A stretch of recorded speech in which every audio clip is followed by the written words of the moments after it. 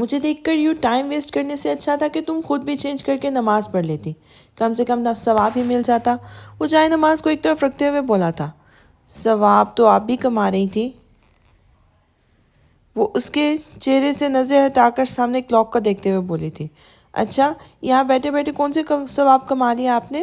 موسم کی تمسخرانہ مسکراہٹ پر اس نے بغور اسے دیکھا تھا جو اس کو دیکھتا ہوا جائے نماز طے کر رہا تھا۔ آپ کو دیکھنا بھی ثواب ہے۔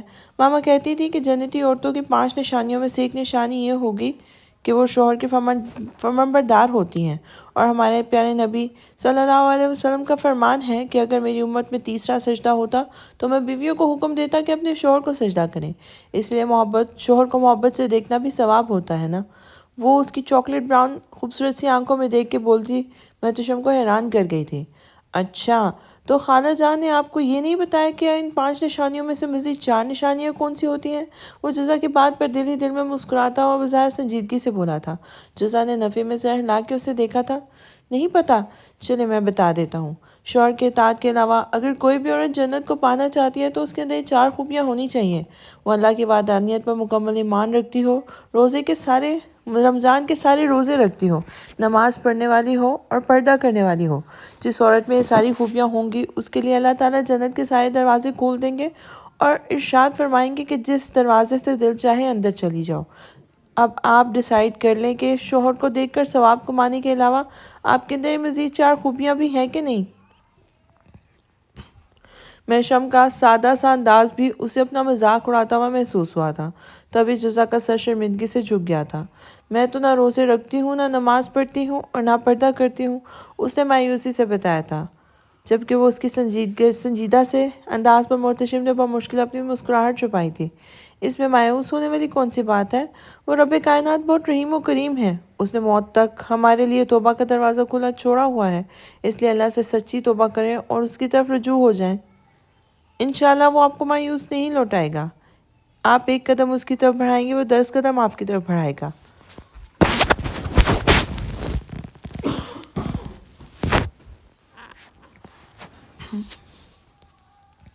آپ چل کر اس کی طرف جائیں گے، وہ دوڑ کر آپ کی طرف آئے گا۔ اس لیے مایوس مت ہوں بلکہ اپنی اصلاح شروع کر دیں۔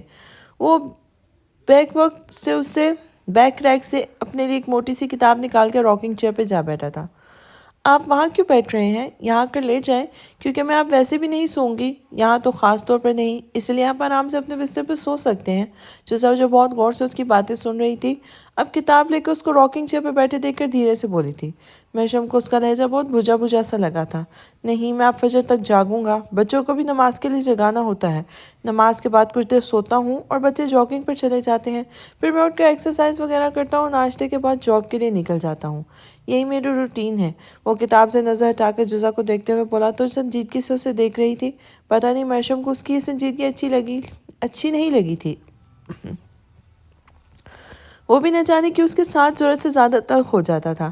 اب بھی اسے جزا کو اس بری طرح ڈانٹنے پر افسوس ہوا تھا، اس لیے جزا ازالے کے طور پر گلا کھنگار کر بولے تھے، آپ چاہے تو میرے جاب پر جانے کے بعد سو سکتی ہیں، بچے بھی میرے ساتھ گھر سے نکل جاتے ہیں تو 2-3 گھنٹے کے لیے آپ فری ہوں گی، اس دوران آرام سے سو سکتی ہیں۔ اس نے فراخ دلی سے مشورہ دیا تھا، جس پر جزا اس بات میں سر ہلاتے ہوئے ایک نظر کلاک کی پر ڈال کر اٹھ کھڑی ہوئی تھی اور وارڈروب سے اپنے کپڑے نکال کر باتھ روم کی طرف بڑھ گئی تھی۔ فجر کی اذان میں اب بہت زیادہ وقت نہیں بچا تھا، آج سے اسے سب کاموں سے پہلے نماز پڑھنی تھی۔ اس نے نہانے کے بعد ایک دیدہ زیب سا ڈارک گرین اور سکن براؤن کلر کا لمبے چاقو والا کرتا اور ساتھ میں گرین کلر کی کیپری پہن لی تھی۔ جب وہ باہر آئے تو محشم روم میں نہیں تھا۔ شاید وہ ان چاروں کو اٹھانے جا چکا تھا۔ اس نے ہیئر ڈرائر سے بال سکھا کر بالوں کا ڈھیلا سا جوڑا بنا لیا تھا۔ تبھی اذان کی بلند آواز فضا میں گونجنے لگی تھی۔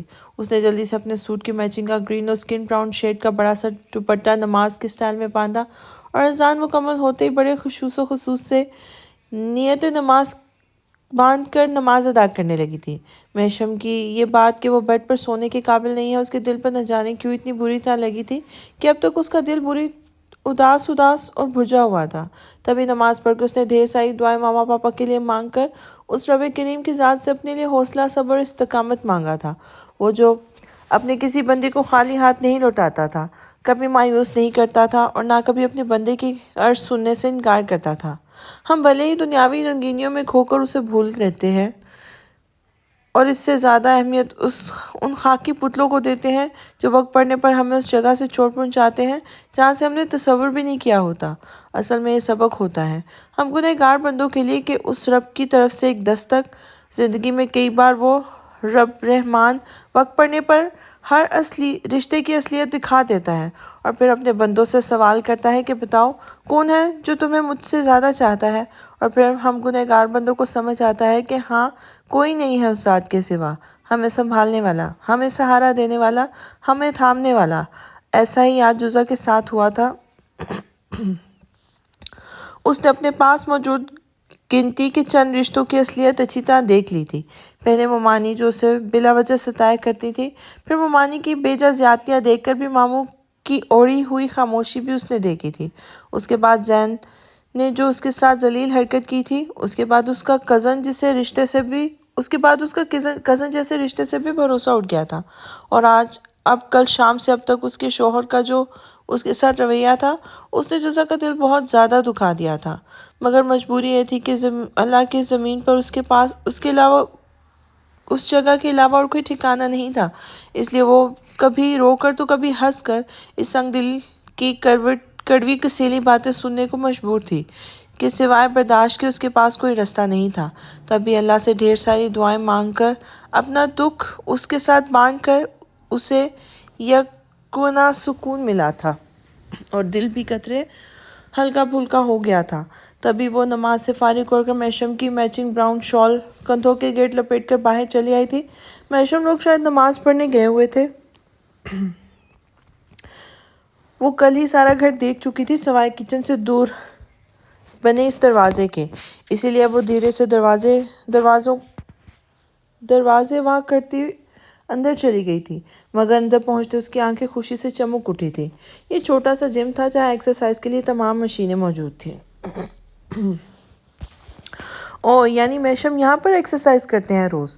وہ چہکتے ہوئے بڑبڑائی تھی اور ایک کونے میں لگے ٹریڈ مل کے پاس چلی گئی تھی۔ پھر اب پورے جم میں اپنی ضرورت کی ساری چیزیں دیکھ کر وہ خوش ہوتی باہر کی طرف بڑھی تھی کہ تبھی اس کی نظر جم کے دروازے کے پاس رائٹ سائڈ پر نصب دوسرے دروازے پر پڑی تھی۔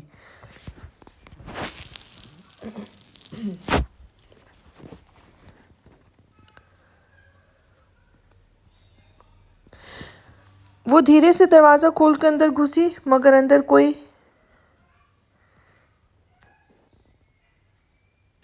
کوئی کمرہ نہیں تھا بلکہ ایک چھوٹی سی پتلی گلی بنی ہوئی تھی جس کی لمبائی 10 سے 15 قدموں جتنی تھی۔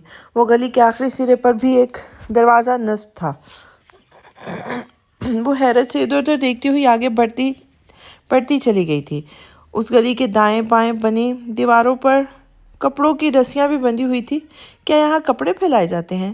وہ بڑبڑاتی ہوئی اب دوسرے گیٹ تک پہنچ گئی تھی اور یہیں بائیں طرف ایک چوڑا سا سپیس بھی تھا جس میں واشنگ مشین بالکل فٹ ہوئی رکھی تھی۔ مشین رکھنے کے سوائے یہاں کچھ اور رکھنے کی گنجائش نہیں تھی، جیسے یہ جگہ بس واشنگ مشین کو رکھنے کے لیے ہی بنائی گئی ہو۔ وہ حیران نظروں سے یہ عجیب سا سیٹ اپ دیکھ کر دوسرے گیٹ کی چٹنی اور کنڈی کھول کر باہر نکل آئی تھی۔ یہ گیٹ باہر اسی جگہ سے احاطے میں کھلتا تھا جو کل اس نے دیکھا تھا۔ کچن کی کھڑکی بھی یہیں کھلتی تھی اور جم میں موجود ایک عدد کھڑکی بھی یہیں باہر کھلتی تھی۔ اوف، تو یہ خفیہ دروازہ یہاں باہر کھلتا ہے؟ پورے گھر میں بس دروازے ہی دروازے بنے ہوئے ہیں ان لوگوں نے۔ وہ بڑبڑاتی ہوئی اسی گلی والے دروازے سے اندر داخل ہوئی تھی اور دروازے کو لاک کر کے اس پتلی گلی کو پار کرتے ہوئے جم کے راستے سے ہی کچن میں آ گئی تھی۔ تبھی میشم باہر سے گیٹ ان لاک کرتا ہوا اندر آیا تھا۔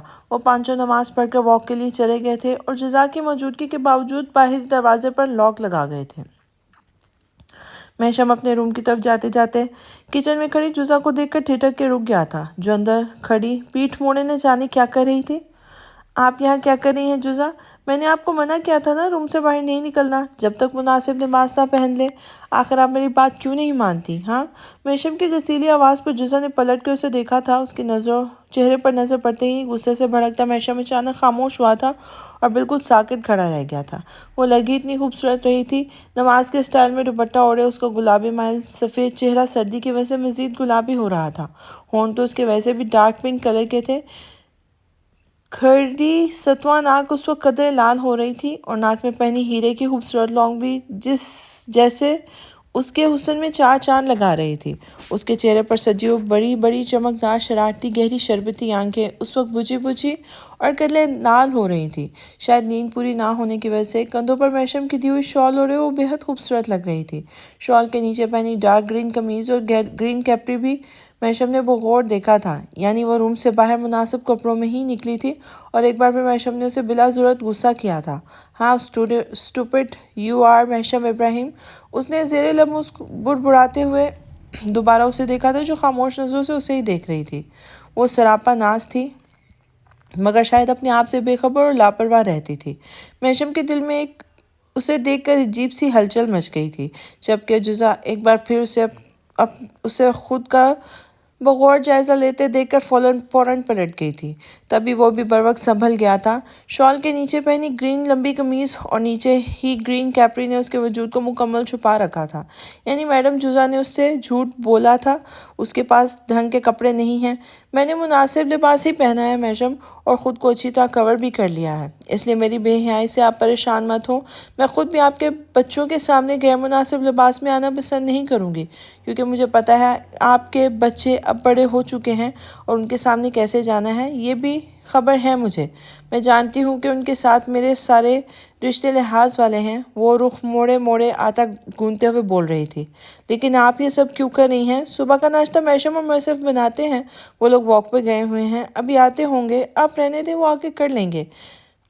मैशम ने उसके तंजिया लहजे को नज़रअंदाज कर दिया था। उसका गुस्सा होना बनता भी था, क्योंकि मैशम ने उसके साथ कुछ ज़्यादा ही रूड बिहेव कर लिया था, मगर फिर भी उसने मैशम की बात का एहतराम किया था, इसलिए अब की बार उसका लहजा भी नरम और हल्का फुल्का था।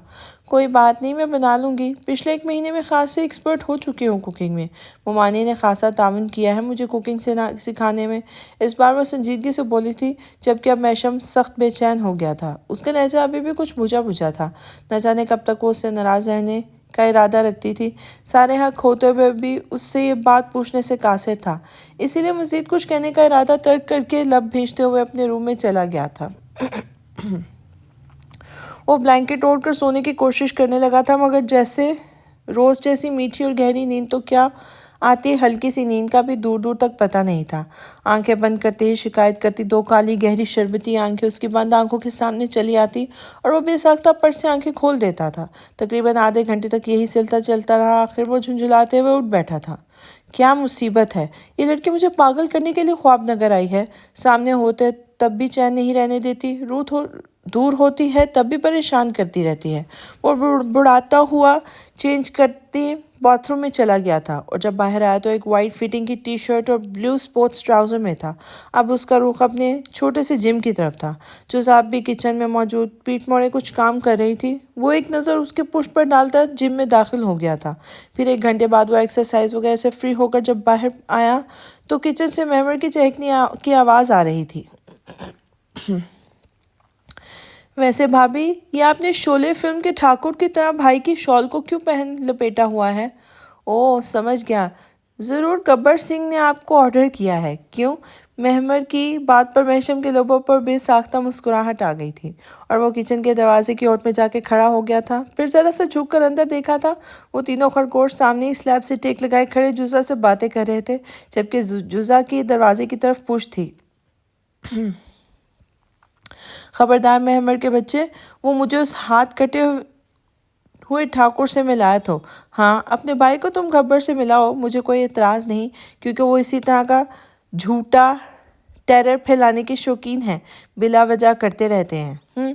वो नाक सुकेरते हुए बोली तो उन तीनों को शरारती नज़रों से देखने लगी थी, जबकि अपनी तारीफ सुनकर महशम किचन के दरवाजे के बीच में आके खड़ा हुआ था। वैसे जस्ट इमेजिन मोमर, महूद मेहरान के महशम गब्बर सिंह के गेटअप में कैसे लगेंगे। किसी दिन ऐसा हो कि तुम दिनों उनसे बैंड बजने वाली हो और वह गब्बर की तरह कंधे पर बंदूक रखकर टहलते हुए तुम तीनों से पूछें, اور تم بالکل ایسے ہی ہاتھ باندھ کر ان کے سامنے کھڑے ہو، بالکل اس طرح۔ وہ اب سامنے رکھے بیلن اپنے کندھے پر ٹکاتے ہوئے ان تینوں کے سامنے ٹہلنے لگی تھی۔ ارے او سانبا، بتا کتنے آدمی تھے؟ پیچھے سے میسف بھائی بولے، سرکار 2۔ اور پھر آگے سے میشم بولے، وہ 2 اور تم 3، پھر بھی خالی ہاتھ آ گئے۔ بہت ناانصافی ہے رے، وہ گبر سنگھ کی طرح آواز موٹی کر کے بولتی ٹہلتی جا رہی تھی۔ بیلن ہنوز کندھے پر بندوق کی طرح ٹکا کر پکڑا ہوا تھا۔ پھر ڈائلاگ ختم کرتے ہی زور سے ہنسی تھی اور ان تینوں کو بھی داد طلب نظروں سے دیکھا تھا، جو اپنی آنکھیں سکیڑے کبھی اسے گھور رہے تھے، کبھی دروازے کو۔ جبکہ جزا نے بھونچکاتے ہوئے ان سے اشارے سے اپنی پرفارمنس کے بارے میں پوچھا تھا، تبھی محمود نے انگلی سے اسے پیچھے دیکھنے کا اشارہ کیا تھا، اور وہ لاپرواہی سے جیسے ہی پیچھے مڑی، کچن کے دروازے کے بیچوں بیچ سینے پہ ہاتھ باندھے کھڑے میشم کو دیکھ کر اچانک اسٹیچو بن گئی تھی۔ اس نے سہمی ہوئی نظروں سے میشم کو دیکھا، جو سنجیدگی سے اسے ہی گھور رہا تھا۔ اس نے تھوک نگلتے ہوئے دوبارہ سے خود کو میشم کے ہاتھوں بے عزت ہونے کے لیے تیار کیا تھا۔ اب میشم اسے دیکھتے ہوئے دھیرے دھیرے چلتا اندر آ گیا تھا، جبکہ وہ تینوں خاموشی سے دل ہی دل میں جزا بھابھی کے لیے دعائیں عافیت کرنے لگے تھے۔ اگر ان کھیل تماشوں سے فرصت مل گئی ہو تو ناشتہ لگا دیں، مجھے آدھے گھنٹے کے اندر نکلنا ہے، اور تم تینوں جلدی سے جا کر ریڈی ہو جاؤ۔ میں 10 منٹ کے اندر تمہیں تمہارے ٹیبل پر دیکھنا چاہتا ہوں۔ اور ہاں، مہوش اور میسف سے کہو کہ وہ تیار ہو کر ناشتے کی ٹیبل پر پہنچے۔ آج ان کی بھابھی نے پہلے بار سب کے لیے ناشتہ بنایا ہے۔ جلدی آئیں تاکہ کھا کر پتہ تو چلے جس طرح یہ زبان چلانے میں مہارت رکھتی ہیں، اسی طرح کھانا وغیرہ بھی پکا سکتی ہیں یا نہیں۔ وہ جزا کو گہری نظروں سے دیکھتا ہوا سنجیدگی سے بولا، اور پھر پلٹ کر باہر کی طرف بڑھ گیا تھا، اور یہ بات کہ کچن کے دروازے سے نکلتے ہوئے اس کے لبوں پر ایک بے حد ہی پیاری سی مسکراہٹ پھیل گئی تھی۔ آخرکار اس کی جزا دوبارہ چہکنے لگی تھی، جبکہ جزا اس کی طنزیہ انداز پر اس کی پشت کو گھورتی رہ گئی تھی۔ یہ شہر کے مشہور کلب کے اندر کا منظر تھا۔ یہاں رائن اپنے 2-3 دوستوں کے ساتھ شراب کے گلاس پر گلاس چڑھاتے ہوئے مسلسل زارا کے بارے میں سوچ رہا تھا۔ اس کی ہمت کیسے ہوئی مجھے نہ کرنے کی؟ مجھے پلے بوائے کہا اس نے۔ مجھے سمجھتی کیا ہے وہ خود کو؟ رائن کے فرینڈ شپ کو ٹھکرانے کی ہمت کیسے ہوئی اس کی؟ رائن نے زور سے چیختے ہوئے ہاتھ میں تھاما شراب کا گلاس فرش پہ پھینک دیا تھا۔ کچھ دیر کو آس پاس کے لوگ ٹھٹک کر اس کی طرف متوجہ ہوئے تھے، مگر یہاں آئے روز ایسے منظر عام سی بات تھی، اس لیے اب بھی نشے میں دھت رائن کو دیکھتے ہوئے وہ سب لوگ دوبارہ اپنے مشغلوں میں مصروف ہو چکے تھے، جبکہ اس کے دوست اس کے اس شدید ریاکشن پر بری طرح گھبرا گئے تھے۔ جیک اور ایلیکس کے لیے رائن جیسے کول مائنڈ بندے کا اتنا شدید ریاکشن اچھا خاصا شاکنگ تھا۔ ایسے میں رائن کے پاس بیٹھے ہنری نے دوبارہ دھیرے سے اس کے کندھے پہ ہاتھ رکھ کر اس کا غصہ ٹھنڈا کرنا چاہا تھا۔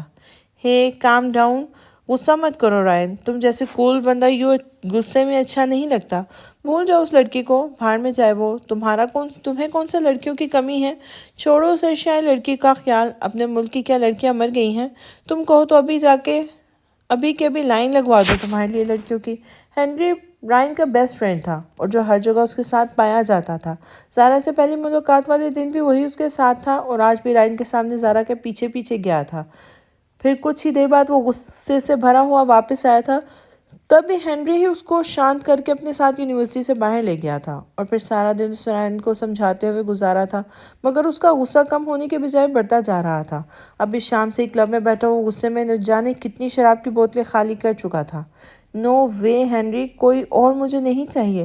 اب رائن کو وہی ایشیائی لڑکی چاہیے۔ اب رائن کو زارا چاہیے تاکہ اسے میں اچھی طرح بتا سکوں کہ رائن کے بڑے ہوئے ہاتھ کو ٹھکرا کر اس نے کتنی بڑی غلطی کی ہے۔ رائن چوٹ کھائے سام کی طرف پھنکارتے ہوئے بولا تھا۔ اس کے دل میں آگ لگی ہوئی تھی، اپنی بے عزتی اسے بھلائے نہیں پھول رہی تھی۔ آج اگر وہ زارا کو ایسے ہی جانے دیتا، اس کا مطلب ہوتا کہ رائن اینڈرسن نے ایک معمولی سی ایشیائی لڑکی کے ہاتھوں شکست تسلیم کر لی ہے، اور وہ اس لڑکی سے شکست کھانا نہیں چاہتا تھا۔ ہنری، مجھے وہ لڑکی کل میرے فلیٹ پر چاہیے، اس نے شراب کا آخری گھونٹ حلق میں ڈیلتے ہوئے اپنے پاس بیٹھے ہنری سے کہا، تو وہ اس کی بات سن کر کچھ سوچتے ہوئے اس بات میں سر ہلانے لگا تھا۔ وہ چاروں یعنی محمود، محمر، میشم کے آرڈر کے مطابق 10 منٹ کے اندر اندر ٹیبل کے گرد آ بیٹھے تھے، جبکہ مہران اندر کچن میں زارا کے ساتھ موجود تھا۔ آج ناشتے میں زارا نے پراٹھوں کے ساتھ آملیٹ، سوجی کا حلوہ اور بھنا ہوا قیمہ بنایا تھا۔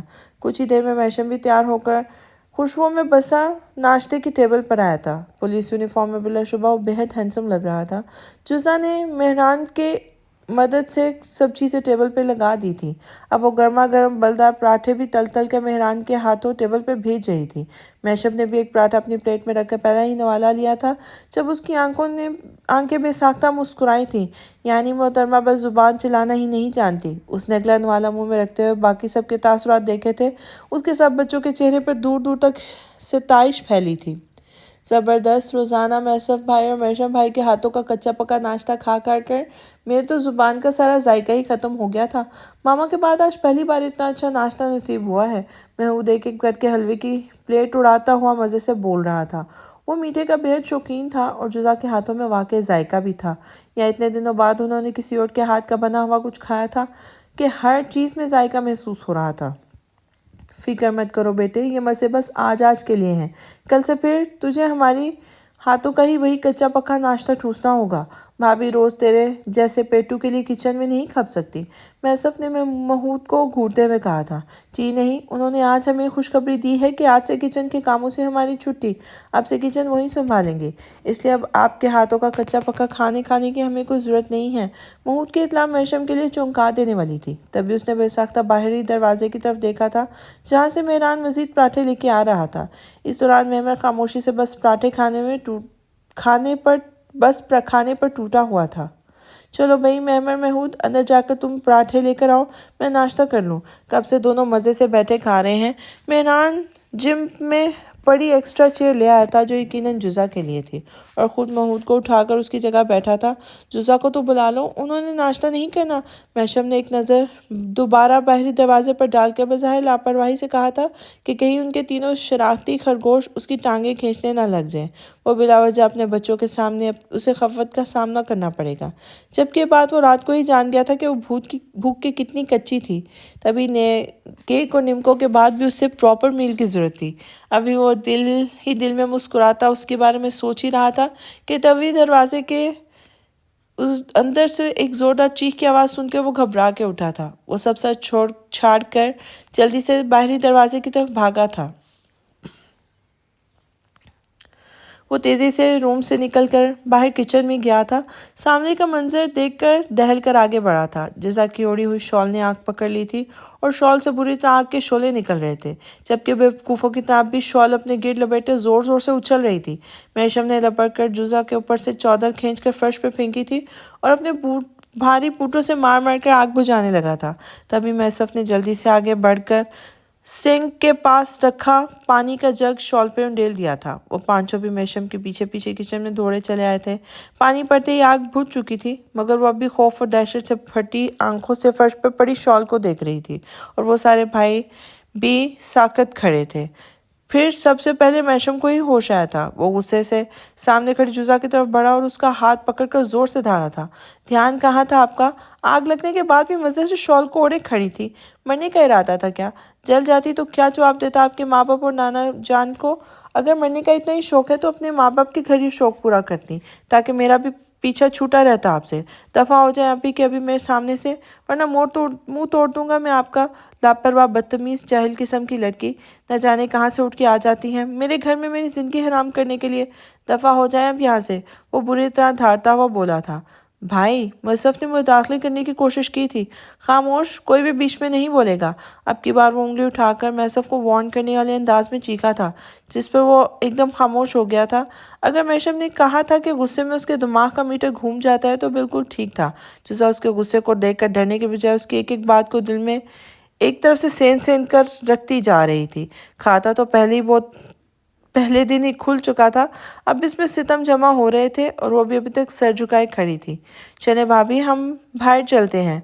महमूद और मेहरान आगे बढ़कर जुज़ा के पास आके खड़े हो गए थे। वो भी खामोशी से सर हिला के उनके साथ बाहर निकल गई थी। दुपट्टा भी उसके सर पर नमाज के स्टाइल में बंधा हुआ था। उनके पीछे बाकी भी मैशम को अकेला छोड़कर बाहर चले गए थे। उसने चुंचलाकर किचन काउंटर पर एक जोरदार पंच मारा था। उसके लिए तस्वुर ही सुहाने रूह था कि अगर जुज़ा को कुछ हो जाता तो। आग लगने के बाद वो कितने मज़े से उसकी शॉल ओढ़े खड़ी थी। बेवकूफ़, एक बार फिर वही मंजर उसकी आंखों के सामने लहराया था और वो सर पे ہاتھ پھیرتے ہوئے بڑبڑا کر رہ گیا تھا۔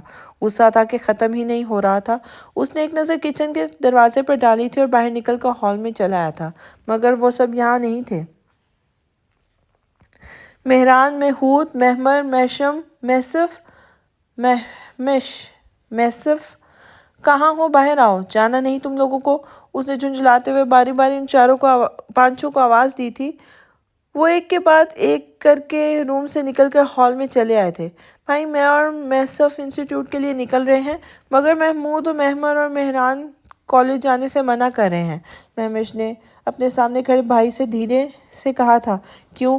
آج ولیمہ ہے ان کا، بلاؤں ان تینوں کو؟ محمود، مہران، مہمر، شرافت سے باہر آؤ تینوں، ورنہ مجھے اندر آنا پڑے گا۔ وہ مہمر سے بھڑک کر بولا تھا اور ساتھ ہی ان تینوں کو اونچی آواز میں دھمکاتے ہوئے باہر آیا تھا۔ کچھ ہی منٹ کے بعد وہ تینوں بھی سر جھکائے باہر آئے تھے۔ کالج کیوں نہیں جانا تم لوگوں نے؟ بلا وجہ ناغہ مت کرو اور جا کر چپ چاپ گاڑی میں بیٹھو تینوں، وہ ان تینوں کو گھورتے ہوئے بولا تھا۔ مہمش بھائی، محسف بھائی، انسٹیٹیوٹ جاتے ہوئے آپ لوگ ہمیں کالج چھوڑ دیجیے گا پلیز۔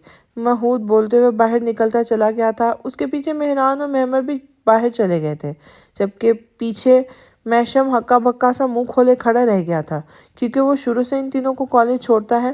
ان کا کالج اس کے پولیس اسٹیشن والے روٹ پہ ہی پڑتا ہے، جبکہ مہمش اور محسف کا انسٹیٹیوٹ دوسرے روڈ پر پڑتا ہے۔ وہ حیران سا محسف اور مہمش کے پاس آ کے کھڑا ہوا تھا۔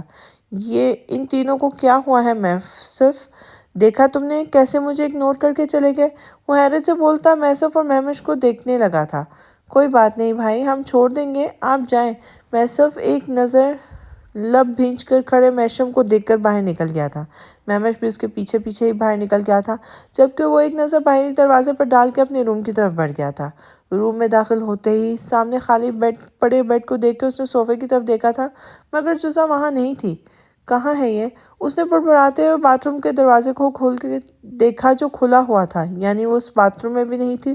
اف، کہاں گئی یہ لڑکی؟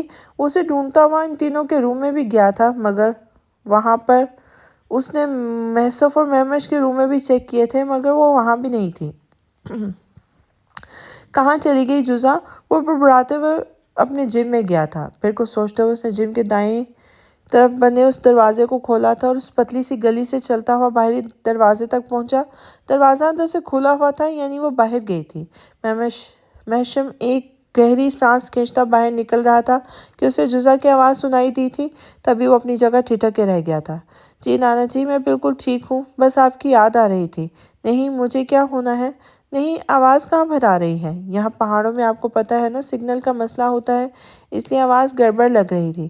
آپ بتائیں کیسے ہیں؟ ہاں ہاں، مان لیا بھائی، آپ کے سارے نواسے بہت اچھے ہیں، اور وہ تینوں خرگوش تو اب بہت بڑے ہو گئے ہیں۔ ہاں ہاں، میری عمر کے ہیں، مگر یہ بہت لمبی ہائٹ ہے تینوں کی، مجھ سے بھی اونچی۔ آپ ویڈیو کال کر لیا کریں نا انہیں۔ اور ہاں، آپ کو تو اسمارٹ فون چلانا ہی نہیں آتا۔ چلے کوئی بات نہیں، مہمر، مہران اور محمود سے کہوں گی کہ آپ کو اپنی پکس کوریئر کر دیں۔ وہ مزے سے بولتی پلٹی تھی، مگر دروازے پر کھڑے محشم پر نظر پڑتے اس کی مسکراتے ہونٹ سمٹ گئے تھے۔ اس نے فوراً نظروں کا زاویہ بدلا تھا۔ اوکے نانا جان، میں بعد میں آپ سے بات کروں گی، اللہ حافظ۔ وہ بولتے ہوئے پلٹ گئی تھی۔ شاید مین دروازے سے اندر جانے کا ارادہ تھا۔ ادھر ہی آ جائیں اندر، بچے دن میں آ جاتے ہیں، تب تک آپ بھی سو جائیں کچھ دیر کے لیے۔ وہ سامنے کھڑی جزا سے بولا، جو اس بات میں سر ہلاتے ہوئے اندر دروازے کی طرف بڑھنے لگی تھی۔ محشم نے بغور اس کا جھکا ہوا سر دیکھا تھا، جو دروازے کے باہر کھڑے محشم پر ایک نظر ڈالتے بنا خاموشی سے اندر چلی گئی تھی۔ وہ ایک بار پھر سنجیدگی کی چادر اوڑھ چکی تھی۔ محشم سوچتا ہوا دروازہ بند کرتا اندر چلا گیا تھا، اور اس نے دروازے کی چوکھٹ پر رکھا تالا چابی اٹھا کر گیٹ کو لاک کر دیا تھا اور چابی واپس گیٹ کی چوکھٹ پر رکھ دی تھی، اور اب وہ اس چھوٹی سی گلی کو پار کرتا ہوا اندر گھر میں داخل ہوا تھا۔ جزا بڑے ہال میں کھڑی ہی اسی کا انتظار کر رہی تھی۔ میں باہر سے گھر کو لاک کر کے جا رہا ہوں، آپ آرام سے سو جائیں، گھر میں ضرورت کی ہر چیز موجود ہے۔ پھر بھی اگر کسی کی چیز کی ضرورت ہو تو ایک کمپیوٹر کے پاس ڈائری رکھی ہے، اس میں ہم سب کے نمبر لکھے ہیں، مہمش اور محسف کے علاوہ مہران، مہمر، محمود اور میرا بھی۔ کال کر لیجیے گا، باقی ایریا بہت سیف ہے، خطرے کی کوئی بات نہیں ہے۔ پھر بھی گیٹ اندر سے لاک کر لیں آپ۔ اب میں چلتا ہوں، شام تک بھی शाम तक भी मैं आ जाऊंगा, वो न जाने कि उसका सर झुका देखते हुए बोलता जा रहा था, जो बिना किसी तासुर के सपाट चेहरा लिए उसकी हर बात सुनती जा रही थी। वो चाहते हुए भी उससे सॉरी कहने की हिम्मत नहीं कर सका था। पता नहीं क्यों ऐसा नहीं था। अपने दिल में मौजूद फीलिंग्स को सहज सहज के रखने वाला जुज़ा के लिए दिल में शदीद में मोहब्बत रखने के बावजूद उसने अपने दिल का हाल अपने रब के सिवा किसी से शेयर नहीं किया था। अब भी दिल में नादिम होने के बावजूद वो इस लड़की से माफ़ी नहीं मांग पा रहा था। उसकी पुरतशिप तपिश नज़रों के इर्तिकाज़ पर जुज़ा ने बिना उससे कुछ कहे अपना रुख मोड़ लिया था, जबकि वो उसकी हरकत पर बेसाख्ता मुस्कुरा दिया था। कह रहा कर लें, गेट लॉक कर लें, वो बोलता हुआ बाहर की तरफ बढ़ गया था। फिर गेट बंद होने की आवाज़ पर जुज़ा ने पलट कर देखा था। गेट बाहर से बंद कर दिया गया था। जुज़ा ने एक पुरसुकून सांस लेते हुए जाकर खुद भी अंदर से गेट पर मौजूद सारे लॉक लगा दिए थे। अब वह सुकून से अपने काम निपटा सकती थी। उसने सबसे पहले किचन में डट के नाश्ता किया था। आग बुझाने की कोशिश में उसका दायां हाथ पुश की तरफ से गर्म तवे पर लगा था। तवे पर पड़ा गर्म घी उसका हाथ जला गया था, लेकिन वो घबराहट में नज़रअंदाज कर गई थी। मगर अब हाथ के पुष्प पर बड़े बड़े छाले पड़ गए थे। उसने नाश्ता करने के दौरान टूथपेस्ट भी लगा लिया था, मगर दर्द और जलन बदस्तूर कायम थी। फिर भी अपनी पसंद का नाश्ता करके उसका पेट भर चुका था, तो मूड भी खुद ब खुद ठीक हो गया था। इसलिए वो अपनी चोट, महशम की डांट और कुछ देर पहले वाला हादसा फरामोश करती हुई दोबारा से हॉल में चली आई थी। अब उसकी नज़रें पुरसोच नज़रें फिर से कंप्यूटर पर टिक गई थी। वो खुशी से चहकते हुए उसने अपना दुपट्टा उतार कर सोफे पे फेंका और कंप्यूटर ऑन करके ऑनलाइन अपनी पसंद के सॉन्ग सेलेक्ट करने लगी थी। हम नहीं सुधरेंगे, थोड़ा और बिगड़ेंगे, तेज़ आवाज़ में बजते सॉन्ग पर वो पूरे रूम में उछलती फिर रही थी। रायन के ऑर्डर के मुताबिक ज़ारा को अगले ही दिन हेनरी ने रायन के फ्लाइट पर पहुंचा दिया था। उसने ज़ारा की किडनैपिंग और उसके क्लासमेट के ज़रिए करवाई थी, जो उसे अपना बैग और अगली क्लास के लिए बुक्स लेने के बहाने अपने साथ यूनिवर्सिटी के सामने वाले रोड पर खड़ी अपनी गाड़ी तक ले आई थी। ये गाड़ी असल में हेनरी की थी और ज़ारा के करीब आते ही हेनरी ने तेज़ी से दरवाज़ा खोला था और ज़ारा के क्लासमेट ने उसे अंदर धकेल कर तेज़ी से डोर बंद कर दिया था। और फिर अंदर बैठते हेनरी ने ज़ारा के मुंह पर हाथ रखकर उसकी चीख को रोका था। दूर से देखने वाले के लिए ये कहीं से भी किडनैपिंग नहीं थी, क्योंकि ज़ारा गाड़ी का दरवाज़ा खोल के खुद अंदर झुकी थी और तभी अंदर बैठे हेनरी ने उसका हाथ पकड़कर अंदर खींच लिया था और बाहर खड़ी ज़ारा की क्लासमेट ने उसके अंदर जाते ही दरवाज़ा लॉक कर दिया था। रास्ते में ज़ारा की मज़ामत पर हेनरी ने उसके मुंह पर कुछ स्प्रे जैसा छिड़का था, जिससे उसकी आंखें लम्हों में बंद हो गई थी। यूँ हेनरी ने बड़े आराम से रायन के फ्लैट पर उसके बेडरूम में पहुंचा दिया था, जहां रायन पहले से मौजूद था। फिर उसे न जाने कब होश आया था, मगर होश में आते उसने ज़ोर ज़ोर से चीखना शुरू कर दिया था। उसकी चीखें सुनकर रायन फातिहाना चाल चलता हुआ दूसरे रूम से अपने बेडरूम में चला आया था। एक खूबसूरत सुबह सी हसीन लड़की रायन के फ्लैट में तुम्हारा खैर मकदम है, वो लबों पर खूबसूरत मुस्कुराहट से जाए उसके सामने बैठते हुए बोला था। जब ज़ारा ने उसकी आवाज़ पर चौंक के उसका चेहरा देखा था, ओह तो ये तुमने किया है रायन? तुमसे उम्मीद ही की जा सकती है, क्योंकि अपनी हवस में अंधे होकर एक जानी शख्स किसी भी हद तक गिर सकता है। वो रायन को देखकर नफरत से बोल रही थी, जो धीरे धीरे चलता हुआ उसके बिल्कुल सामने आ बैठा था, जबकि वो बुदक कर उससे दूर हुई थी। हे pretty girl, don't be scared, तुम्हें तो खुश होना चाहिए कि तुम रायन के पनाहों में आने वाली हो। रायन ने ज़ारा का हाथ पकड़कर झटके से उसे अपने पास किया था, जो उसके इतने नज़दीक आने पर ज़ोर शोर से रोने लगी थी। देखो मुझे जाने दो रायन, प्लीज़, मैं तुम्हारे टाइप की लड़की नहीं हूँ। हाँ मैं जानती हूँ कि तुम्हारी इस खूबसूरती की वजह से मैं भी आम लड़कियों की तरह तुम्हारी तरफ मुतवज्जो हो गई थी, मगर उसके पीछे तुम्हारी नियत तुम्हारा कर्ब हासिल करना नहीं था रायन। मैं ऐसा कर ही नहीं सकती, क्योंकि मैं एक मुसलमान लड़की हूँ। मेरा दिन मुझे सब करने की इजाज़त नहीं देता। प्लीज़ मुझे जाने दो, वो रोते हुए उसके सामने हाथ जोड़ कर बोली थी। रायन ने अब तक उसके दोनों हाथों को सख्ती से दबोच रखा था। शट अप, कौन सा दिन? हाँ कौन से दिन का ढिंढोरा पीट रही हो तुम यहाँ? मुसलमान लड़कियां किसी भी गैर मर्द को छुप छुप के देख सकती हैं, पसंद कर सकती हैं, मगर उनके साथ ताल्लुक़ कायम नहीं कर सकती। यह चाय का ढोंग करना बंद करो, ये सब दिखावा है, झूठ है। बहुत देखे हैं मैंने ऐसे फेक प्रोपागेंडा करने वाले, जिन्हें उनका मज़हब कुछ और कहता है और वो करते कुछ और हैं। रायन के जहन में बेसाख्ता अपने माँ बाप का चेहरा चला आया था। तभी उसने सर झटक कर तमस्खराना नज़रों से खट खट कर रोती ज़ारा को देखा था, जिसे रायन की बात किसी थप्पड़ की तरह लगी थी। اس نے بے روتے ہوئے اپنے ہاتھ رائن کے آگے جوڑ دیے تھے۔ میرے ساتھ ایسا مت کرو رائن، تم مسلمان نہیں ہو۔ میں تم سے کہہ سکتی ہوں کہ مجھے یوں بے آبرو کرنے کے بجائے مجھ سے نکاح کر لو۔ تم ایک کرسچن ہو اور میں مسلم ہوں۔ میں جانتی ہوں مجھے تمہاری طرف بڑھنے سے پہلے یہ سوچنا چاہیے تھا، مگر میرا رب جانتا ہے میری نیت میں کوئی کھوٹ نہیں تھا۔ مجھ سے غلطی ہو گئی رائن، بہت بڑی غلطی ہو گئی، مگر مجھے اس کی اتنی سزا مت دو، مجھے بے آبرو مت کرو۔ میں روز محشر میں ایک زانیہ کے روپ میں اپنے رب کے سامنے پیش نہیں ہو سکتی۔ تم نے اگر میری عزت مجھ سے چھین لی تو مجھے حرام موت مرنے پر مجبور ہونا پڑے گا، اور پھر میرے بابا، میری اماں، میرے بہن بھائی میری وجہ سے بے موت مارے جائیں گے۔ خدارا مجھ پر رحم کرو۔ وہ اب روتے ہوئے ہاتھ جوڑ کر رائن کے قدموں میں بیٹھ گئی تھی، جو اس کی بات سن کر بت کی طرح ساکت کھڑا تھا۔ جبکہ کوئی جواب نہ پا کر زارا نے سر اٹھا کر رائن کی طرف دیکھا تھا، تبھی اسے صوفے کے سامنے رکھی شیشے کی ٹیبل پر رائن کے گاڑی کی چین پڑی دکھائی دی تھی، جس میں ایک تیز دھار چاقو لٹک رہا تھا۔ زارا نے جھپک کر وہ کی چین اٹھائی تھی اور چاقو کو کھول کر اپنے گلے پہ رکھ لیا تھا۔ مجھے مرنا منظور ہے، مگر میں تمہارے مذموم ارادوں کو پورا نہیں ہونے دوں گی۔ یہ حرام موت ایک زانیہ کی موت مرنے سے بہتر ہے۔ وہ جو زارا کے رونے پر ساکت سا کھڑا تھا، اسے گلے پہ چاقو رکھ کر دیکھ کر زور سے چلایا تھا، نو زارا نو، چاقو ہٹاؤ اپنے گلے سے۔ آئی پرومس میں کچھ نہیں کہوں گا تمہیں۔ ٹرسٹ می زارا، پلیز چاقو ہٹاؤ۔ بولتے ہوئے وہ جھپٹ کر زارا کے پاس آیا تھا اور اس سے چاقو چھیننا چاہا تھا۔ اسی چھینا چپٹی میں زارا کے گلے اور رائن کے ہاتھ پر کٹ لگ گیا تھا، مگر شکر تھا کہ دونوں کو زیادہ گہری چوٹ نہیں آئی تھی۔ رائن اسے چاقو چھیننے میں کامیاب ہو گیا تھا۔ Are you mad? اتنی سی بات پر جان کون دیتا ہے؟ You foolish girl. وہ چاقو چھین کر اپنی پاکٹ میں رکھ چکا تھا، ساتھ ہی گھور کر زارا کو دیکھا تھا۔ یہ تمہارے لیے اتنی سی بات ہوگی رائن، میرے مذہب میں نہیں ہے۔ میرے دین میں زنا کو حرام قرار دیا گیا ہے، اس لیے اپنی عزت چھیننے سے پہلے کوئی بھی لڑکی مرنا پسند کرے گی۔ وہ اپنے کوٹ کا مضبوطی سے پکڑتے ہوئے بولی، جبکہ رائن اس کی بات سن کر بری طرح چونکا تھا۔ ابھی پہلے بھی وہ یہی بات کر چکی تھی اور اب دوبارہ یہی بات کہہ رہی تھی۔ کیا کسی مسلمان لڑکی کے ساتھ بنا نکاح کے جسمانی تعلق قائم کرنا اتنا برا سمجھا جاتا ہے کہ وہ اپنے جسم کو چھونے سے پہلے موت کو گلے لگانا پسند کر رہی تھی؟ رائن کے مذہب کی لڑکیوں نے تو کبھی ایسا ریئیکٹ نہیں کیا تھا۔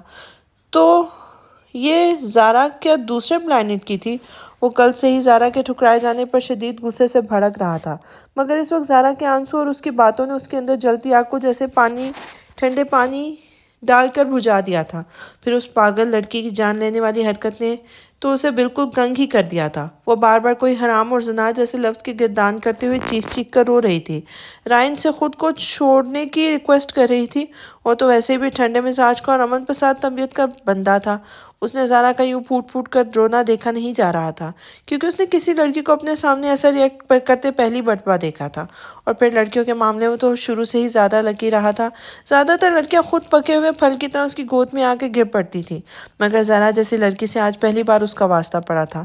اس کے آنسوؤں کو دیکھ کے وہ حیران ہوتا جا رہا تھا تو اس کی باتیں اسے گنگ کر رہی تھی۔ اپنے ریلیجن کے لیے وہ رائن جیسے حسین بندے کی قربت کو ٹھکرا کر مرنے جا رہی تھی۔ یہ سب رائن کے لیے بہت شاکنگ تھا۔ وہ یہی سب سوچتے ہوئے اندر سے فرسٹ ایڈ باکس لینے چلا گیا تھا، کیونکہ اس کے ہاتھ اور زارا کے گلے سے خون بہہ رہا تھا۔ پھر فرسٹ ایڈ باکس لا کر اس نے جھک کر روتی ہوئی زارا کو سامنے صوفے پہ بٹھایا اور گہری سانس بھرتا اسے سرتا پا دیکھنے لگا تھا۔ اس کے گلے پہ اینٹی سیپٹک لیکوڈ لگانے لگا تھا۔ زارا اس کی گردن کی طرف بڑھتے ہاتھ سے خوفزدہ ہو رہی تھی۔ ہے زارا، جسٹ ریلیکس، ڈرو مت، میں بس بینڈیڈ کر رہا ہوں۔ حالانکہ تم سر سے پاؤں تک رائن کو بہت پسند ہو اور تم نے ایک بار بھی رائن کو ٹھکرا کر اس کی بےعزتی بھی کی ہے، مگر تمہیں روتے دیکھنا مجھے اچھا نہیں لگ رہا۔ کچھ الگ، ڈفرینٹ سا یہاں ادھر فیل ہو رہا ہے، رائن نے اپنے دل پہ ہاتھ رکھ کے بتایا تھا، جبکہ زارا بھیگی بھیگی آنکھوں سے اسے دیکھ رہی تھی۔ خون رک گیا تھا اور اب اس کے گلے پہ بینڈیڈ کر رہا تھا۔ تم جانتی ہو، تم پہلی لڑکی ہو جس نے مجھے اتنی بری طرح مسترد کیا ہے، مگر یہ بھی سچ ہے کہ تم ہی وہ پہلی لڑکی ہو جسے پہلی بار دیکھنے کے بعد مجھے کچھ الگ الگ سا فیل ہو رہا ہے۔ اس سے پہلے میں نے ہزاروں لڑکیوں کے ساتھ وقت گزارا ہے، مگر کبھی بھی کسی نے ایسا ریئیکٹ نہیں کیا جو تم نے کل سے اب تک میرے ساتھ کر رہی ہو، پہلے حقارت سے میرا بڑا ہوا ہاتھ جھٹک کر اور اب یوں میرے سامنے مرنے کی کوشش کر کے۔ جتنا اوور ریئیکٹ تم کر رہی ہو نا، اتنا تو میری وہ گرل فرینڈ بھی نہیں کرتی تھی جنہیں دل بھر جانے کے بعد میں چھوڑ دیا کرتا تھا، مگر تم سب سے ڈفرینٹ ہو زارا۔ بلکہ ضرورت سے زیادہ ایموشنل ہو۔ میں کل تم سے بہت غصہ تھا۔ کل کا سارا دن میں نے کیسے گزارا ہے یہ میں ہی جانتا ہوں۔ دل کے ساتھ ساتھ پوری رات بھی میں نے کانٹوں پر لوٹتے اور ڈرنک کرتے گزاری تھی، کیونکہ مجھ پر بس تمہیں سبق سکھانے کا جنون سوار ہو گیا تھا۔ مگر اب تمہیں دیکھ کر اپنا غصہ نہ جانے کہاں جا سویا ہے۔ مجھے کچھ اچھا نہیں لگ رہا۔ میں نے سوچا تھا کہ میں تمہیں یہاں سے باندھ کر اپنے ساتھ رکھوں گا، تمہارے اس خوبصورت وجود سے خود کو سیراب کروں گا، مگر تم تو خود کو مارنے پہ اتر آئی ہو۔ تمہیں یوں بے حال ہوتا دیکھ کے میں برداشت نہیں کر پا رہا ہوں، اس لیے تم چلی جاؤ زارا۔ اس نے ہارے ہوئے انداز میں بولتے ہوئے سر صوفے کی پشت سے ٹکا لیا تھا۔ اس نے زارا کے گلے کی بینڈیج کر دی تھی، مگر اپنا ہاتھ ایسے ہی چھوڑ دیا تھا، جبکہ زارا حیرت اور بے یقینی سے اس کی شکل دیکھنے لگی تھی۔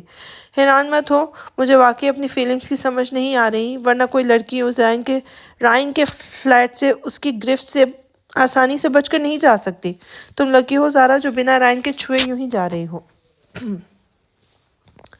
مگر جانے سے پہلے اس لفظ کا مطلب سمجھاتی جاؤ ذرا، یہ زنا کیا ہوتا ہے اور ایسی کیا برائی ہے اس میں کہ تم اپنی جان لینے کے در پہ ہو گئی ہو؟ وہ سر اٹھا کر زارا کو دیکھتا ہوا پوچھنے لگا، جو اب خوشی سے اپنا کوٹ ٹھیک کرتی ہوئی باہر بھاگنے کو اٹھی تھی، مگر رائن کی بات پر ٹھٹک کے رک گئی تھی۔ زنا وہی تعلق ہے جسے تم دھڑلے سے ہر دوسری لڑکی کسی بھی غیر لڑکی کے ساتھ قائم کرتے ہو۔ بنا نکاح کے دو نامحرم لوگوں کے بیچ بنے جسمانی تعلق کو ہمارے اسلام میں ایک حرام قرار دیا گیا ہے، اور کوئی بھی باعزت مسلمان لڑکی ایسے حرام تعلق کو جوڑنے سے پہلے مرنا پسند کرے گی۔ وہ بولتے ہوئے باہری دروازے کی طرف بڑھ رہی تھی جب رائن کی آواز نے اس کے بڑھتے قدموں کو روک دیا تھا۔ مگر میں تو یہ حرام تعلق کئی سالوں سے کتنی ہی لڑکیوں کے ساتھ جوڑ چکا ہوں زارا، اور وہ اپنے سامنے والی دیوار پر نظر ٹکائے کھوئے انداز میں بولا تھا۔ مگر مجھے تو یہ بھی نہیں پتا کہ میرے مذہب میں حلال اور حرام کا کانسیپٹ ہے بھی یا نہیں۔ میرے گھر میں بائبل کے کئی سارے ترجمے پڑھے ہیں، مگر میں نے آج تک انہیں کھول کر بھی نہیں دیکھا ہے، حالانکہ میرے باپ کٹر عیسائی ہیں اور ایک بہت بڑے مبلغ بھی۔ پھر اس نے ہمیں کبھی نہیں کہا کہ ہمیں بائبل پڑھنی چاہیے، اور نہ ہی اس نے کبھی میرے لائف سٹائل پر مجھے کوئی روک ٹوک کی ہے، کیونکہ وہ خود بھی کپڑوں کی طرح گرل فرینڈز چینج کرتا ہے۔ میری ماں کے سوا اس کی زندگی میں نہ جانے کتنی عورتیں آ چکی ہیں۔ وہ ہمارے گھر پر بس مہمانوں کی طرح آتا ہے۔ میری ماں نے کہ شوہر کے ہوتے ہوئے بھی اپنے لیے دوسری باہری مصروفیات ڈھونڈ رکھی ہیں۔ بچپن سے ہی میں سب دیکھ کر بڑا ہوا ہوں۔ اب تو خود میری بہنیں اپنے بوائے فرینڈز کے ساتھ گھر پہ ماما پاپا کے ساتھ گھنٹوں کے لیے ملنے آتی ہیں، وہ بھی لیوان میں رہتی ہیں۔ اسی لیے مجھے بھی نہیں پتا کہ حرام کیا ہے اور کیا حلال ہے۔ اس نے اپنی خوبصورت چاکلیٹ براؤن آنکھوں کو بند کر لیا تھا۔ نہ جانے وہ زارا کی باتیں سن کر اتنا الجھ کیوں گیا تھا۔ تمہیں حرام حلال کا فرق کیسے پتا ہوگا رائن؟ تم تو مسلمان ہی نہیں ہو۔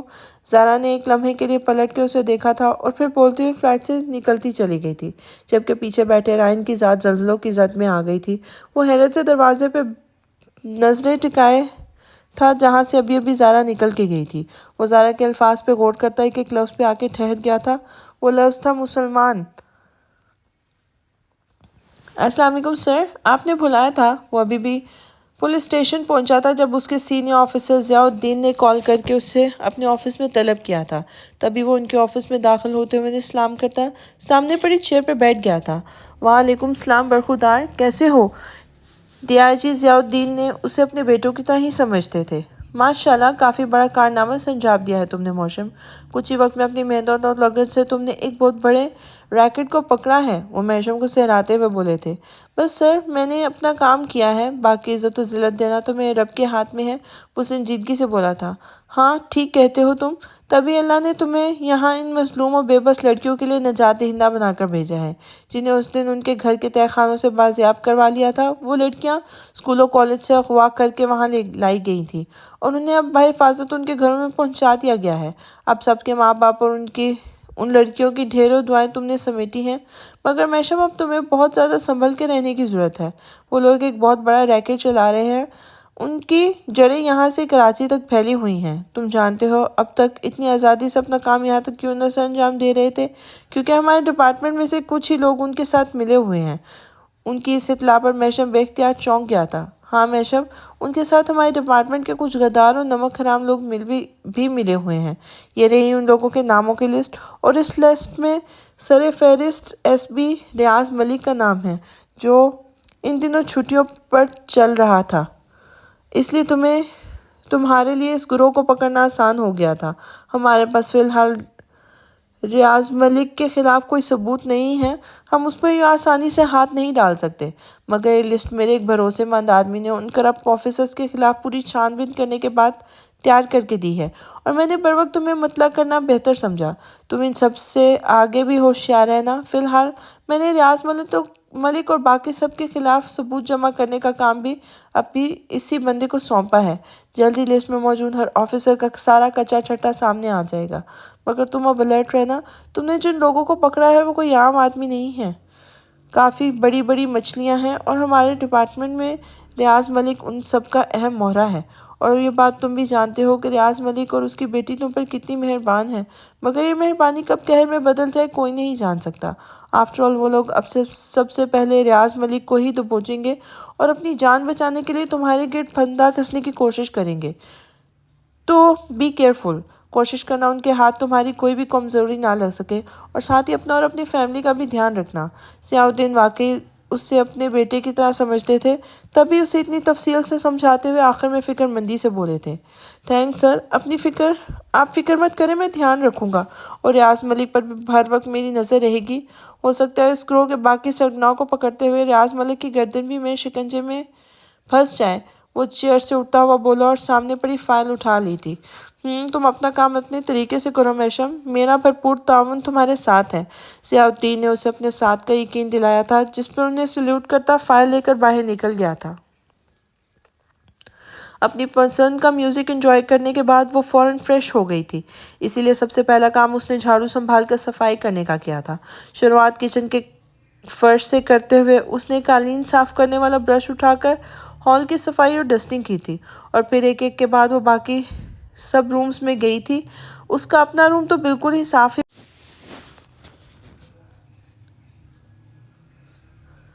क्योंकि मैशम काफ़ी ऑर्गेनाइज बंदा था, हर चीज़ अपनी जगह पर रखने वाला। इसीलिए अपने रूम के बाद उसने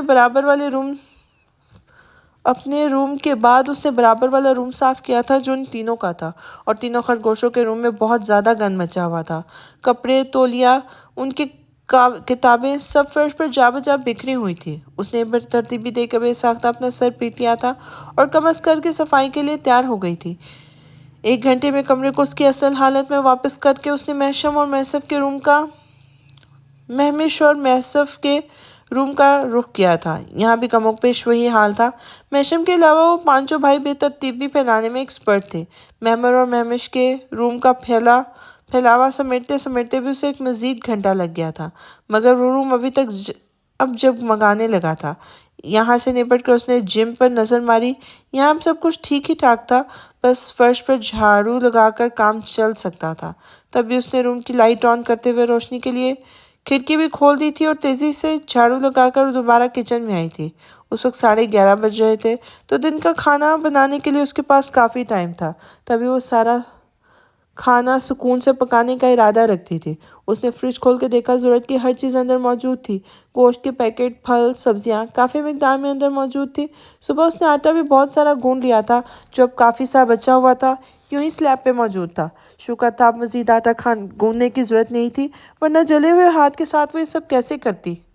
उफ, एक तो ये हाथ भी अभी जलना था, मुफ्त की मुसीबत, और आज खाने में क्या बनाया जाए। उसने सोचते हुए दोबारा फ्रिज में मौजूद सब्जियां चेक की थी।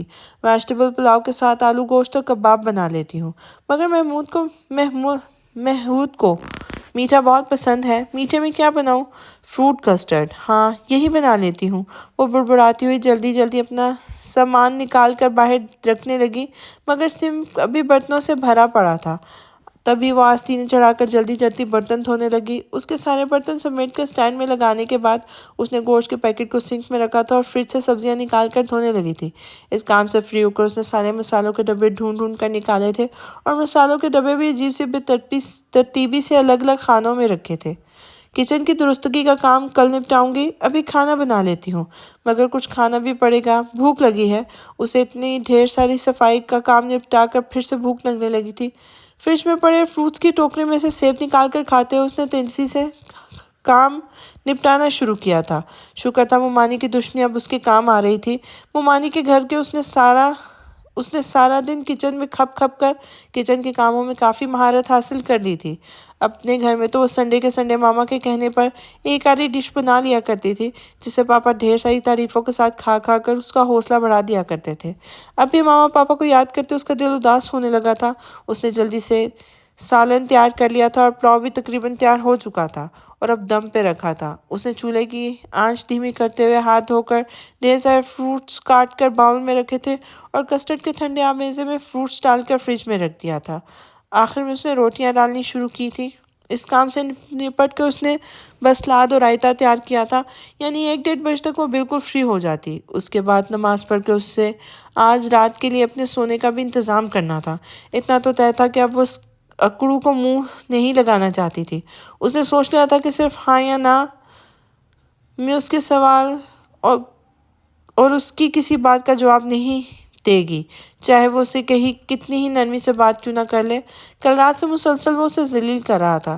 اتنی تذلیل اس نے پوری زندگی میں کسی سے بھی نہیں کی تھی جتنی وہ ان چند گھنٹوں میں کر چکا تھا۔ وہ اس کا شوہر ہی نہیں، کزن بھی تھا، اور ماما بتاتی تھی کہ وہ بچپن اس سے بے پناہ محبت کرتا تھا، مگر اب اس محبت کا کہیں دور دور تک شائبہ تک نہیں تھا۔ اسے لگتا تھا کہ میشم کو وہ ایک بیوی تو دور کزن کے روپ میں بھی پسند نہیں تھی۔ تبھی وہ اس سے اس قدر بیزار تھا کہ چھوٹی چھوٹی بات پر اسے بری طرح لتاڑتا تھا، جبکہ جوزا نے اپنی عادت کے برخلاف رات سے ابھی تک اس کی ہر بات کو برداشت ہی کر رہی تھی۔ صبح بھی اس کے متعلق میشم نے کتنی سخت الفاظوں کا استعمال کیا تھا، اور اب تو جوزا کا رب ہی جانتا تھا کہ اس کا دل باقی باتیں سن کر کتنا رویا تھا، کتنا تڑپا تھا، کتنا کرلایا تھا۔ ایک بار اس نے سوچا نہیں یہ سب کچھ چھوڑ چھاڑ کر واپس نانا کے پاس چلی جائے، مگر پھر نانا کی بے بسی، ان کی مجبوری اور اپنی بے سائی بانی نے اس کے پیروں کو زنجیر کر دیا تھا۔ وہ واپس نانا جان کے پاس جاتی تو کیا کہتی ان سے کہ ایک رات میں ہی اس کی برداشت جواب دے گئی تھی۔ اس کا حوصلہ ٹوٹ گیا تھا۔ اور پھر ممانی اور ان کا بیٹا، کیا وہ لوگ اسے چین سے جینے دیتے؟ یقیناً نہیں، کبھی نہیں۔ اور پھر وہ یوں ہی روتے دھوتے بنا اپنے حق کے لڑے خاموشی سے چلی جاتی تو زندگی بھر خود سے نظر کیسے ملا پاتی؟ وہ تو اتنی کم حوصلہ نہیں تھی کہ اپنے لیے لڑ نہ سکے۔ بس یہی کچھ سوچتے ہوئے اس نے اپنا سارا سامان اندر ہی کہیں اتار لیا تھا، اپنا درد اندر ہی کہیں اتار لیا تھا۔ وہ سپاٹ چہرہ لیے ڈیڑھ بن کر کھڑی تھی۔ اپنی سماعتوں کو بھی اس نے بہرا کر لیا تھا، مگر اس کے دل نے بغور میشم کے ستم کو دیکھے تھے اور اس کے تیز دھار لفظوں کے تیر کھا کر زخمی بھی ہوا تھا۔ اس نے جوزا کے لیے احتجاج بھی کیا تھا، مگر اس نے اپنے زخمی دل کو ڈپٹ کر خاموش کروا دیا تھا، جس پہ وہ روتا سسکتا تڑپتا رہ گیا تھا۔ اس نے روٹیاں بنا کر سلاد اور رائتہ بنا کر فریج میں رکھا اور خود نہانے کے لیے چلی گئی تھی۔ پھر اس نے بات لینے کے بعد اپنا سفید اور پنک شیڈ کا سوٹ نکال کر پہنا تھا، ساتھ ہی پنک لانگ سویٹر پہن کے اس نے کمرے میں سحر کی نماز ادا کی اور بے فکری سے دوپٹہ ایک طرف ڈال کر بال کھولے باہر لان میں چلی آئی تھی، مگر سامنے ان تین خرگوشوں کو صوفے پہ بیٹھا دیکھ کر سٹ پٹاتی ہوئی دوبارہ اندر بھاگی تھی، جبکہ ان تینوں نے جزا کو نہیں دیکھا تھا۔ روم میں آ کر بالوں کا جوڑا بنانے کے بعد اچھی طرح بالوں کو دوپٹہ اوڑھتی ہوئی واپس ہال میں چلی آئی تھی۔ ڈرا دیا تم تینوں نے مجھے، دروازہ لاک تھا اندر سے، پھر کیسے آئے تم تینوں؟ وہ دونوں ہاتھ کمر پہ ٹکا کر ان سے تفتیشی انداز میں پوچھنے لگی تھی۔ اوئے ہوئے، ایک ہی دن میں صحبت کا اتنا بڑا اثر پڑ گیا، اپنے میاں جی کی طرح آپ تو تشویش پر اتر آئیں۔ مہمر شرارت سے مسکراتے ہوئے بولا تھا۔ بکو مت، بتاؤ کہاں سے اندر آئے ہو تم؟ وہ مہمر کو گھورتے ہوئے بولی تھی۔ ارے بھابی، ہم لوگ کب سے تالا کھول کر گیٹ بجا رہے تھے مگر کوئی رسپانس نہیں آیا۔ پھر کچن والا گیٹ بھی چیک کیا، ان میں بھی اندر سے لاک لگا تھا، کچن کی کھڑکی بھی بند ہے، بس قسمت سے جم کی کھڑکی کھلی مل گئی، اس لیے ہمیں اسی سے کود کر اندر آنا پڑا۔ اندر پہنچے تو آپ کو اپنی نماز میں پڑھتے ہوئے دیکھا اور یہاں آ کے بیٹھ گئے۔ مہران مزے سے بولتا ہوا نیچے پڑے فلور کشن پر لیٹ گیا تھا، جبکہ وہ زور سے اپنے سر پہ ہاتھ مارتے ہوئے جم کی طرف بھاگی تھی۔ وہ صفائی کے بعد کھڑکی بند کرنا بھول گئی تھی، یعنی اس نے بھی اس کی طرح لاپرواہی کا مظاہرہ کیا تھا۔ کھڑکی اچھی طرح بند کر کے وہ واپس ان تینوں کی طرف چلی آئی تھی۔ میں نہا رہی تھی، شاید اسی لیے آواز نہیں آئی۔ پھر باہر آتے ہی نماز پڑھنے لگی تھی۔ اور تم لوگ اسی وقت آتے ہو کالج سے کیا؟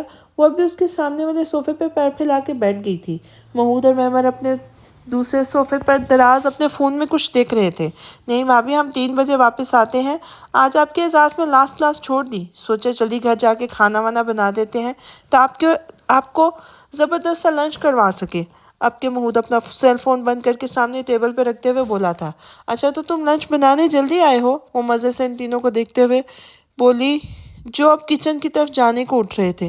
ہاں نا بھابھی، کل ہی تو آپ آئی ہیں اور پھر صبح ناشتہ بھی آپ نے ہی بنایا ہے، اور ہم سب کو پرماننٹ باورچن تھوڑی نہ بنا سکتے ہیں۔ روز روز اتنے لوگوں کا کھانا بناتے بناتے تھک جائیں گی، ہمیں تو عادت ہے۔ چل محمود بیٹا، اب جلدی سے آٹا گوندھ اور میں اور مہران آ کر سالن بنا لیں گے۔ مہمر بولتا ہوا اندر کچن میں چلا گیا تھا۔ محمود اور مہران بھی اس کے پیچھے پیچھے گئے تھے، جبکہ جزا مزے سے بیٹھی پیروں کو جھلا رہی تھی، اور پھر 2 منٹ بعد ان تینوں کی کچن سے واپسی ہوئی تھی۔ وہ بالکل جزا کے سٹائل میں ہی وہ تینوں کمر پہ ہاتھ ٹکائے ان کے سامنے آ کے کھڑے تھے۔ کھانا کب بنایا؟ مہمر نے تفتیش شروع کی تھی۔ ابھی جزا نے مختصر کہا تھا۔ کھانے میں پلاؤ اور آلو گوشت کے سوا کیا کیا بنایا ہے؟ مہران نے پوچھا تھا۔ شامی کباب، سلاد، رائتا اور میٹھے میں فروٹ کسٹرڈ بھی ہے۔ اس نے غور سے محمود کو دیکھا تھا، مگر ان کے چہرے کے تاثرات دیکھ کر وہ پریشان ہو کے اٹھی تھی، جو سنجیدگی سے اسے گھور رہے تھے۔ کچھ دیر اسے گھورنے کے بعد ان تینوں نے ایک دوسرے کو دیکھتے ہوئے کچھ اشارہ کیا اور پھر دوبارہ جزا کو دیکھا تھا، جو پریشان نظروں سے انہیں دیکھ رہی تھی۔ بھابھی دی گریٹ کورس میں چیختے ہوئے وہ بھاگ کر جزا کے قدموں میں آ بیٹھے تھے، جبکہ جزا ان کے حملے کی وجہ سے اپنی جگہ سے اچھل پڑی تھی۔ ڈرامے بازو، ڈرا کے رکھ دیا مجھے، اٹھو اب چلو، میں کھانا گرم کر کے لاتی ہوں۔ وہ صوفے پر ہاتھ جمائے اٹھتے ہوئے بولی تھی، تبھی اس کے جلے ہوئے ہاتھ پر مہران کی نظر پڑی تھی۔ بھابھی آپ کا ہاتھ کیسے جلا؟ دکھائیں ذرا۔ او شٹ، اتنے بڑے بڑے چھالے، آپ نے کچھ لگایا نہیں اس پر؟ یہ صبح آگ سے جلا ہے نا؟ مہران نے بغور اس کے گورے شفاف ہاتھ کو دیکھا تھا، جس پر 2-3 بڑے بڑے چھالے پڑ گئے تھے۔ مہمر اور محمود بھی پریشان نظروں سے اس کے جلے ہوئے ہاتھ کو دیکھنے لگے تھے۔ ارے چھوڑو، یہ کچھ بھی نہیں ہے، چھوٹے چھوٹے چوٹیں لگتی رہتی ہیں، تم بیٹھو میں کھانا لاتی ہوں۔ وہ لاپرواہی سے بولتے اٹھ کے جانے لگی تھی، مگر ان تینوں نے اس کے آگے ہاتھ پھیلاتے ہوئے اس کا راستہ بلاک کیا تھا۔ بالکل بھی نہیں، بیٹھے آپ یہاں، ہم کھانا گرم کر لیں گے، اور پہلے ہاتھ پر آئس پیک لگائیں۔ مہمر جا کے برف لے کے آؤ، اور محمود کھانا گرم کر کے رکھ، میں ڈاکٹر کو کال کرتا ہوں۔ مہران پریشانی سے بولتا ہوا اٹھ کھڑا ہوا جب جزا نے آواز دے کے ان تینوں کو روکا تھا۔ محمود، مہمر، مہران، میں بالکل ٹھیک ہوں بھائی، ڈاکٹر کو بلانے کی ضرورت نہیں ہے، گھر میں آ کر برنول ہے تو دے دو، وہ لگا لوں گی تو ٹھیک ہو جاؤں گی۔ تم لوگ اتنے پریشان کیوں ہو رہے ہو؟ یہ ظاہری تکلیفیں تو کچھ بھی نہیں ہے، اصل درد تو وہ ہوتا ہے جو ہمیں لوگوں کے رویوں سے ملتا ہے، کسی کی آنکھوں میں اپنے لیے حقارت دیکھ کے ملتا ہے۔ وہ درد ناقابل برداشت ہوتا ہے، اس کا علاج کسی ڈاکٹر کے پاس ہوتا ہی نہیں ہے نا، نہ اس پر کوئی دوائی اثر کرتی ہے۔ بولتے بولتے اس کی آنکھیں نم ہو گئی تھی، جبکہ اس کی بات سن کر ان تینوں کے چہروں پر بھی اداسی چھا گئی تھی۔ ہمیں پتہ ہے بھابھی، بھائی نے آپ کے ساتھ بہت برا بیہیو کیا ہے، اور زندگی میں پہلی بار ہمیں بھائی کا ایٹیٹیوڈ بالکل پسند نہیں آیا۔ ہم نے ڈیسائیڈ کر لیا تھا کہ ہم ان سے تب تک بات نہیں کریں گے جب تک وہ آپ سے سوری نہیں کہیں گے، مہمر نے اس کے سامنے بیٹھتے ہوئے کہا تھا۔ نہیں، تم لوگ ایسا کچھ نہیں کرو گے، کیونکہ میں نہیں چاہتی کہ میری وجہ سے تم لوگ کے رشتے میں کوئی کڑواہٹ ہے، وہ انہیں سختی سے منع کرتے ہوئے بولی تھی، جس پہ محمود نے آگے بڑھتے ہوئے اسے روک دیا تھا۔ کوئی کڑواہٹ نہیں آ رہی بھابھی، بھائی نے آپ کا دل دکھایا ہے اور سب کے سامنے بری طرح ڈانٹا ہے، آپ کو ہرٹ کیا ہے، اس کے لیے انہیں آپ سے معافی مانگنی پڑے گی، اور ہم بھی ان سے کوئی زندگی بھر کے لیے ناراض نہیں ہو رہے۔ وہ غصے میں آپ کے ساتھ بلا وجہ زیادتی کر کے بس اسی بات کا احساس دلانے کے لیے ہم نے وقتی طور پر خاموشی اختیار کر لی ہے، اور آپ کو پتہ ہے بھائی، ہم لوگ کی ناراضگی افورڈ کر ہی نہیں سکتے، اس لیے انہیں آپ سے معافی مانگنی ہی پڑے گی۔ بس اب آپ اس بارے میں کوئی نصیحت نہیں کریں گی؟ جزا کو منہ کھلتا دیکھ کے محمود مزید بولا تھا، جس پر جزا خاموش ہو کر تعصب سے سر ہلاتی ان تینوں کو دیکھ کر رہ گئی تھی۔ شام کو وہ جلدی سے گھر چلا آیا تھا، لیکن اس کا دل ایک پل کو بھی کام میں نہیں لگ رہا تھا۔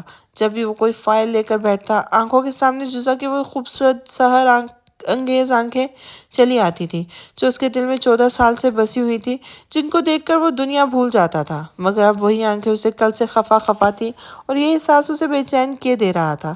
سارا دن اس نے اس احساس سے پیچھے چھڑانے کی کوشش کی تھی، مگر بری طرح ناکام رہا تھا۔ تبھی وہ سب کچھ چھوڑ چھاڑ کر گھر واپس چلا آیا تھا۔ گھر میں داخل ہوتے ہی سارے بھائی ہال میں مل گئے تھے، مگر جزا وہاں نہیں تھی۔ تبھی اس کی بے چین نظروں نے اسے چاروں طرف ڈھونڈا تھا۔ میسف اور مہمش نے برخلاف گھر میں موجود تھے وہ سب پر ایک نگاہ ڈالتا وہ اپنے روم کی طرف بڑھ گیا تھا، مگر یہاں بھی جزا موجود نہیں تھی۔ جزا کہاں ہے؟ وہ اپنے روم سے نکل کر کچن میں گیا تھا، مگر وہ وہاں بھی نہیں تھی۔ آنگن میں ہوگی، نانا جان سے بات کر رہی ہوگی، سوچتا ہوا جم کے رستے باہر آنگن میں چلایا تھا، مگر آج وہ وہاں پہ بھی نہیں تھی۔ دوبارہ اندر داخل ہو کر اس نے میسف اور ان تینوں کو کمروں میں بھی دیکھا تھا، مگر وہ کہیں بھی نہیں تھی۔